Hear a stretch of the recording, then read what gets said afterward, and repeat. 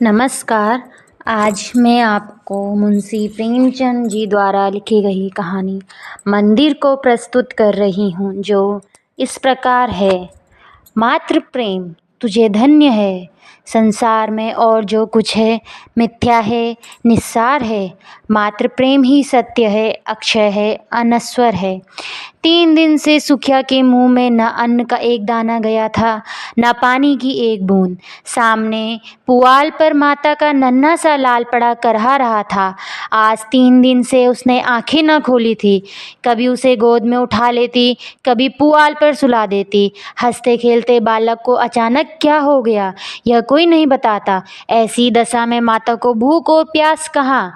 एक बार पानी का एक घूंट मुंह में लिया था, पर कंठ के नीचे न ले जा सकी। इस दुखिया की विपत्ति का वार पार न था। साल भर के भीतर 2 बालक गंगा की गोद में सौंप चुकी थी।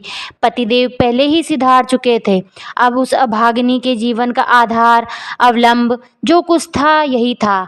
हाय, क्या ईश्वर इसे भी उसकी गोद से छीन लेना चाहते हैं। यह कल्पना करते ही माता के आंखों से झरझर आंसू बहने लगते थे। इस बालक को वह क्षण भर के लिए भी अकेला न छोड़ती थी। उसे साथ लेकर घास छीलने जाती, घास बेचने बाजार जाती, तो बालक गोद में होता। उसके लिए उसने नन्ही सी खुरपी और नन्ही खांची बनवा दी थी।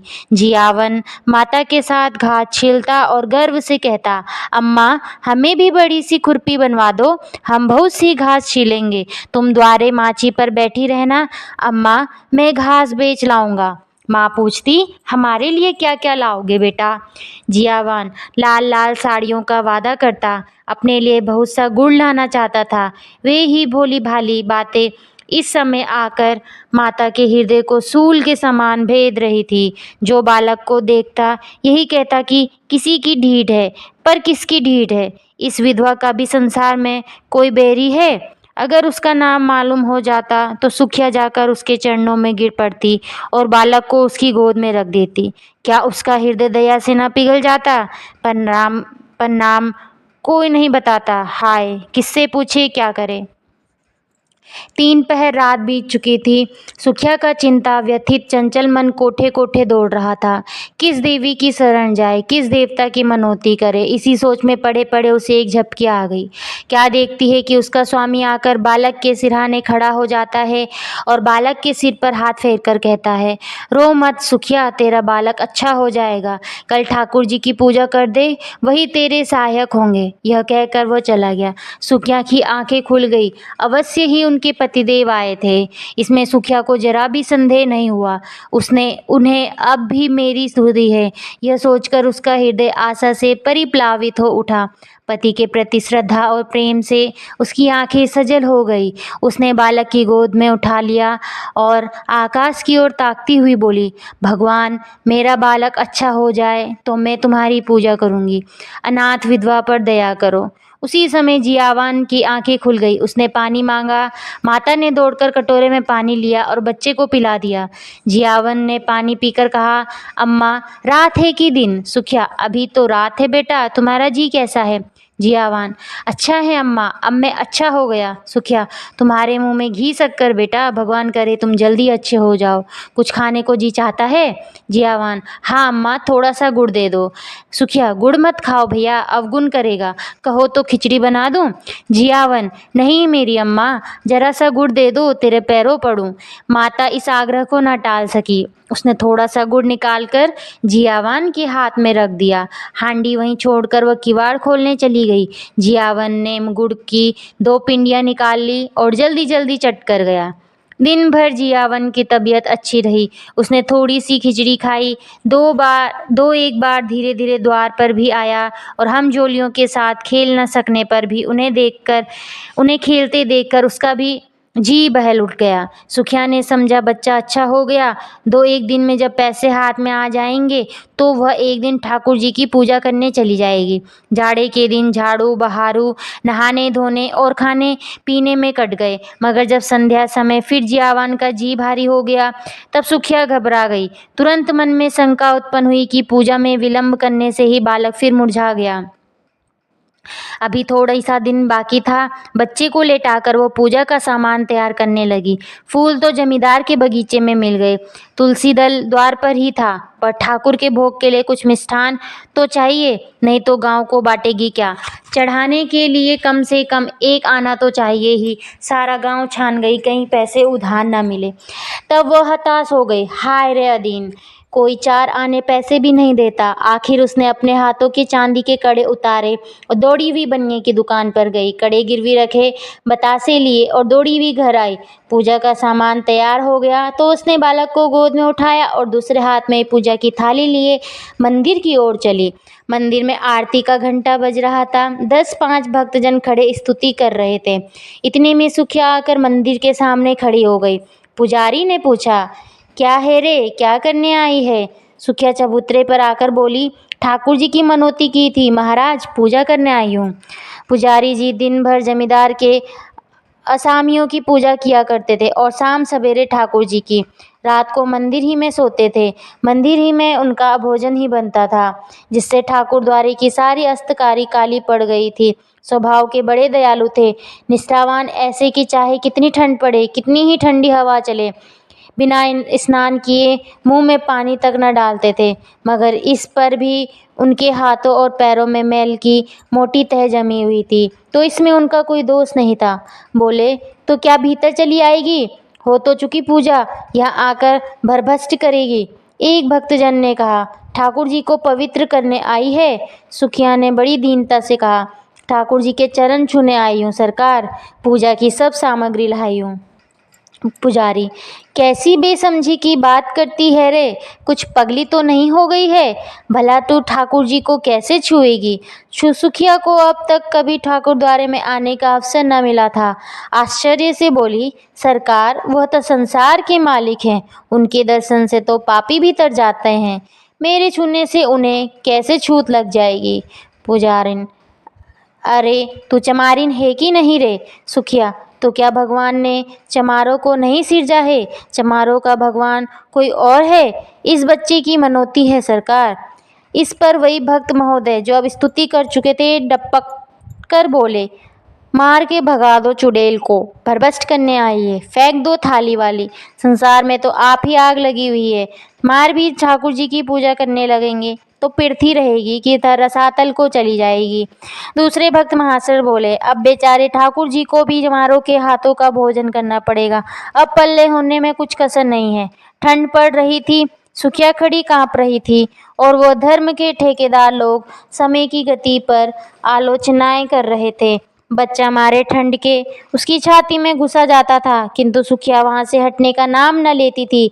ऐसा मालूम होता था कि उसके दोनों पांव भूमि में गड़ गए हैं। रह रहकर उसके हृदय में ऐसा उद्गार उठता था कि जाकर ठाकुर जी के चरणों पे गिर पड़े। ठाकुर जी क्या इन्हीं के हैं, हम गरीबों का उनसे कोई नाता नहीं है। ये लोग होते कौन है रोकने वाले। पर यह भय होता था कि इन लोगों ने कहीं सचमुच थाली वाली फेंक दी तो क्या करूंगी। दिल में ऐंठ कर रह जाती थी। सहसा उसे एक बात सूझी। वह वहां से कुछ दूर जाकर एक वृक्ष के नीचे अंधेरे में छिपकर इन भक्तजनों की जाने की राह देखने लगी। आरती और स्तुति के पश्चात भक्तजन बड़ी देर तक श्री मद्भागवत का पाठ करते रहे। उधर पुजारी ने चूल्हा जलाया और खाना पकाने लगे। चूल्हे के सामने बैठे हुए हूँ हूँ करते जाते थे और बीच बीच में टिप्पणियां भी करते जाते थे। 10 बजे रात तक कथा वार्ता होती रही और सुखिया वृक्ष के नीचे ध्यानावस्था में खड़ी रही। सारे भक्त लोगों ने एक एक करके घर की राह ली। पुजारी जी अकेले रह गए। अब सुखिया आकर मंदिर के बरामदे के सामने खड़ी हो गई, जहाँ पुजारी जी आसन जमाए बटलोई का क्षुधावर्धक मधुर संगीत सुनने में मग्न थे। पुजारी ने आहट पाकर गर्दन उठाई तो सुखिया को खड़े देखा। चिढ़कर बोले, क्यों रे, तू अभी तक खड़ी है। सुखिया ने थाली जमीन पर रख दी और एक हाथ फैलाकर भिक्षा प्रार्थना करती हुई बोली, महाराज जी, मैं अभागिन हूँ, यही बालक मेरे जीवन का अलम है, मुझ पर दया करो। 3 दिन से इसने सिर नहीं उठाया, तुम्हें बड़ा जस लगेगा महाराज जी। यह कहते कहते सुखिया रोने लगी। पुजारी जी दयालु तो थे, पर चमारिन को ठाकुर जी के समीप जाने देने का अश्रुतपूर्व घोर पातक यह कैसे कर सकते थे। न जाने ठाकुर जी इसका क्या दंड दे। आखिर उनके भी बाल बच्चे थे। कहीं ठाकुर जी कुपित होकर गांव का सर्वनाश कर दे तो बोले, घर जाकर भगवान का नाम ले, तेरा बालक अच्छा हो जाएगा। मैं यह तुलसी दल देता हूँ, बच्चे को खिला दे, उसकी आंखों में लगा दे, भगवान चाहेंगे तो सब ठीक हो जाएगा। सुखिया, ठाकुर जी के चरणों पर गिरने न दोगे महाराज जी? बड़ी दुखिया हूँ, उधार काट कर पूजा की सामग्री जुटाई है। मैंने कल सपना देखा था महाराज जी कि ठाकुर जी की पूजा कर, तेरा बालक अच्छा हो जाएगा, तभी दौड़ी आई हूँ। मेरे पास 1 रुपया है, वह मुझसे ले लो, पर मुझे एक क्षण भर ठाकुर जी के चरणों पर गिर लेने दो। इस प्रलोभन ने पंडित जी को क्षण भर के लिए विचलित कर दिया था, किंतु मूर्खता के कारण ईश्वर का भय उनके मन में कुछ कुछ बाकी था। संभल कर बोले, अरे पगली, ठाकुर जी भक्तों के मन का भाव देखते हैं कि चरण पर गिरना देखते हैं। सुना नहीं है, मन चंगा कठौती में गंगा। मन में भक्ति ना हो तो लाख कोई भगवान के चरणों पर गिरे, कुछ ना होगा। मेरे पास एक जंतर है, दाम तो उसका बहुत है, पर तुझे 1 ही रुपये में दे दूंगा। उसे बच्चे के गले में बांध देना, बस कल बच्चा खेलने लगेगा। सुखिया, ठाकुर जी की पूजा न करने दोगे? पुजारी, तेरे लिए इतनी ही पूजा बहुत है। जो बात कभी नहीं हुई वह आज मैं कर दूं, और गांव पर कोई आफत विपत्ति आ पड़े तो क्या हो, इसी भी तो सोच। तू यह जंतर ले जा, भगवान चाहेंगे तो रात ही भर में बच्चे का क्लेश कट जाएगा। किसी की ढीठ पड़ गई है है भी तो चौंचाल, मालूम होता है छतरी वंश है। सुखिया, जब से इसे ज्वर है मेरे प्राण नहों में सहाय हुए हैं। पुजारी, बड़ा होनहार बालक है, भगवान जिला दे तो तेरे सारे संकट हल लेगा। यहाँ तो बहुत खेलने आया करता था, इधर 2-3 दिन से नहीं देखा था। सुखिया, तो जंतर को कैसे बांधूंगी महाराज? पुजारी, मैं कपड़े में बांध कर देता हूँ, बस गले में पहना देना। अब तू इस बेला नवीन बस्तर कहाँ खोजने जाएगी? सुखिया ने 2 रुपयों पर कड़े गिरे रखे थे, एक पहले ही भंज चुका था, दूसरा पुजारी जी को भेंट दिया और जंतर लेकर मन को समझाती हुई घर लौट आए। सुखिया ने घर पहुंचकर बालक के गले में जंतर बांध दिया, पर ज्यों-ज्यों रात गुजरती गई उसका ज्वर भी बढ़ता गया था, यहाँ तक कि 3 बजते बजते उसके हाथ पांव शीतल होने लगे। तब वो घबरा उठी और सोचने लगी, हाय, मैं व्यर्थ ही संकोच में पड़ी रही और भगवान के चरणों पर गिर पड़ती तो कोई मेरा क्या कर लेता। यही न होता कि लोग मुझे धक्के देकर निकाल देते, शायद मारते भी, पर मेरा मनोरथ तो पूरा हो जाता। यदि मैं ठाकुर जी के चरणों को अपने आंसुओं से भिगो देती और बच्चों को उनके चरणों में सुला देती तो क्या उन्हें दया न आती? वह तो दयामय भगवान हैं, दीनों की रक्षा करते हैं, क्या मुझ पर दया न करते? यह सोचकर सुखिया का मन अधीर हो उठा। नहीं, अब विलंब करने का समय न था, वह अवश्य जाएगी और ठाकुर जी के चरणों पर गिरकर सोएगी। उस अबला के आशंकित मन को अब उसके सिवा कोई अवलंबन, कोई सहारा, आसरा न था। मंदिर के द्वार बंद होंगे तो वह ताले तोड़ डालेगी। ठाकुर जी क्या किसी के हाथों बिक गए हैं कि कोई उन्हें बंद कर रखे? रात के 3 बज गए थे। सुखिया ने बालक को कंबल से ढांपकर गोद में उठाए, एक हाथ में थाली उठाई और मंदिर की ओर चली। घर से बाहर निकलते ही शीतल वायु के झोंके से उसका कलेजा कांपने लगा, शीत से पांव शिथिल हो जाते थे। उस पर चारों ओर अंधकार छाया हुआ था, रास्ता 2 फलांग से कम न था। पगडंडी वृक्षों के नीचे नीचे गई थी। कुछ दूर धानी और एक पोखरा था, कुछ दूर बांस की कोठियां। पोखरे में एक धोबी मर गया था और बांस की कोठियों में चुड़ैलों का अड्डा था।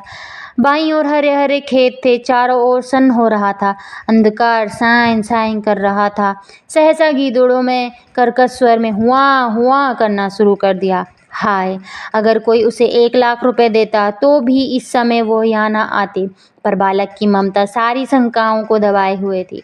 हे भगवान, अब तुम्हारा ही आसरा है।